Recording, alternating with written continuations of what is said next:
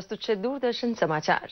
વિમુદ્રીકરણના પગલે ઊભી થયેલી પરિસ્થિતિમાં અભૂતપૂર્વ ધીરજ રાખી કાળા નાણાંનો ખાત્મો બોલાવવા માટે દેશવાસીઓએ દાખવેલી તૈયારીની રાષ્ટ્રપતિએ ભારોભાર પ્રશંસા કરી છે।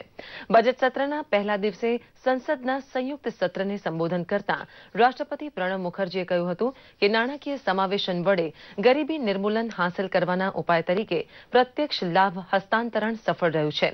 જનધન ખાતું, આધાર કાર્ડ અને મોબાઈલ ફોનની ત્રિપુટીએ સબસિડીની સીધી ચૂકવણી કરી 36,000 કરોડની બચત કરી છે। રાષ્ટ્રપતિએ મોદી સરકારની વિકાસ વ્યૂહરચના રજૂ કરતા કહ્યું કે ગરીબ, દલિત, પીડિત, શોષિત, વંચિત, કિસાન, મજૂર અને યુવા વર્ગની ભલાઈ માટે સરકાર કટિબદ્ધ છે। પ્રધાનમંત્રી મુદ્રા યોજના હેઠળ 5 કરોડ 60 લાખ વ્યક્તિઓને 2 લાખ કરોડ રૂપિયાનું ધિરાણ આપવામાં આવ્યું છે। દીનદયાળ અંત્યોદય યોજના હેઠળ સ્વસહાય જૂથને ચાલુ વર્ષે 16,000 કરોડનું ધિરાણ આપવામાં આવ્યું છે, તો 11,000 ગામડાઓનું વીજળીકરણ ઝડપથી પૂરું કરવાની સિદ્ધિ પણ તેમણે વર્ણવી હતી।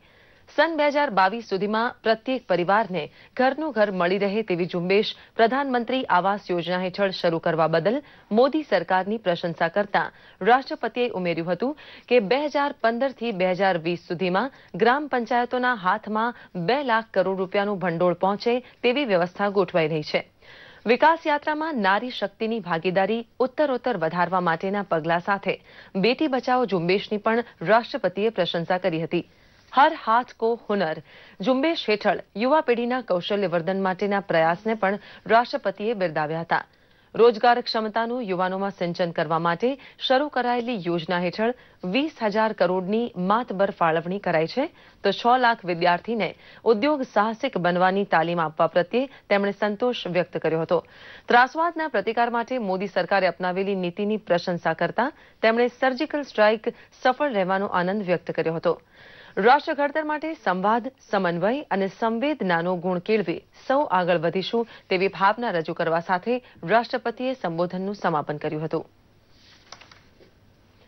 સંસદ સમક્ષ રજૂ થયેલી આર્થિક સમીક્ષા 2017માં મોદી સરકારે દાવો કર્યો છે કે 2018માં જીડીપી વૃદ્ધિ દર 0.7%થી 7.5% સુધી હાંસલ કરી શકાશે।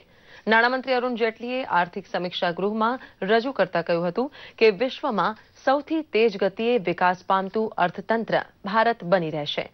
પ્રધાનમંત્રી ગરીબ કલ્યાણ યોજના તથા ખનીજ તેલના ઓછા ભાવને લીધે રાજકોષીય ખાદ્યમાં માતબર ઘટાડો થવાની આગાહી સમીક્ષામાં છે, તો ચાલુ વર્ષ 2016-2017નો વૃદ્ધિ દર 7.1% રહેવાની વાત છે। ખેતીવાડી ક્ષેત્રનો વૃદ્ધિ દર 4.1% જેટલી સુધારેલી સપાટી હાંસલ કરશે। વિમુદ્રીકરણના ફાયદા ભરપૂર હોવાનો લાભ દેશને લાંબા ગાળે મળવાની વાત સાથે આર્થિક સમીક્ષા કહે છે કે રીમોનેટાઇઝેશન સાથે કરવેરા સુધારા અને જમીન મકાનનો વેપાર જીએસટી હેઠળ આવરી લેવાના ફાયદાઓ મળતા થાય ત્યાં સુધી સૌ ધીરજ રાખે।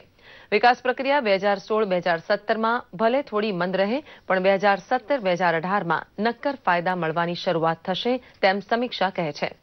રોકડ નાણાંની તંગીને પ્રતાપે વિકાસ દરમાં 0.5%નો ઘટાડો થવાની આગાહી સાથે સમીક્ષામાં ભલામણ કરાઈ છે કે નાગરિક ઉડ્ડયન, બેન્કિંગ અને ફર્ટિલાઇઝર ક્ષેત્રમાં હવે વ્યાપક આર્થિક સુધારાની જરૂર છે। શિક્ષણ અને આરોગ્ય સહિત અનેક આવશ્યક સેવા નાગરિકોને કાર્યક્ષમપણે ઉપલબ્ધ બનાવવા માટે માળખું વધુ ચુસ્ત બનાવવાની ભલામણ સમીક્ષામાં કરવામાં આવી છે। ગરીબ વર્ગ માટેની ચીજવસ્તુ અને ભંડોળનું રાજ્યો દ્વારા થતું રીડિસ્ટ્રીબ્યુશન બહેતર બનાવવાની ચિંતા સમીક્ષામાં વ્યક્ત થઈ। આર્થિક સમીક્ષા નોંધે છે કે છેલ્લા 2 વર્ષમાં સબસિડી ખર્ચમાં ઘટાડો લાવી બચત કરવામાં સરકાર સફળ રહી છે। પ્રત્યક્ષ લાભ હસ્તાંતરણ યોજના વડે બેંક ખાતામાં સીધી ચૂકવણી શરૂ થઈ હોવાથી સબસિડીનો વેડફાટ બંધ થયો છે અને સાચા માણસ સુધી તેના હકના પૈસા પહોંચતા થયા છે। મુખ્યમંત્રી વિજય રૂપાણીએ ગાંધીનગરમાં ગિફ્ટ સિટી ખાતે Multi Commodity Exchange of India Limited એમએક્સીની નવી ઓફિસનું ઉદ્ઘાટન કર્યું હતું। વિશ્વના ટોચના international financial business fund, offshore banking, KPO, BPO સહિતની સંસ્થાઓ ગિફ્ટ સિટીમાં પોતાનું મથક સ્થાપે અને ગાંધીનગર ફાઇનાન્શિયલ સર્વિસ માટેનું વૈશ્વિક કેન્દ્ર બને તેવા ઉદ્દેશ્ય સાથે ગુજરાત સરકાર કામ કરી રહી છે। આ પ્રસંગે મુખ્યમંત્રી વિજય રૂપાણીએ જણાવ્યું કે એમએક્સીના સોદા શરૂ થતાં દુનિયાભરના કોમોડિટી વ્યાપારનું કેન્દ્ર ગિફ્ટ સિટી બનશે। તેમણે વિશ્વાસ વ્યક્ત કર્યો હતો કે ગિફ્ટ સિટી સંપૂર્ણ સ્વરૂપ ધારણ કરશે ત્યારે ગુજરાતના 10 લાખથી વધુ યુવાનોને આવનાર દિવસમાં રોજગાર મળશે। આ સાથે જ આ બુલેટિન અહીં સમાપ્ત કરીએ છીએ. નમસ્કાર.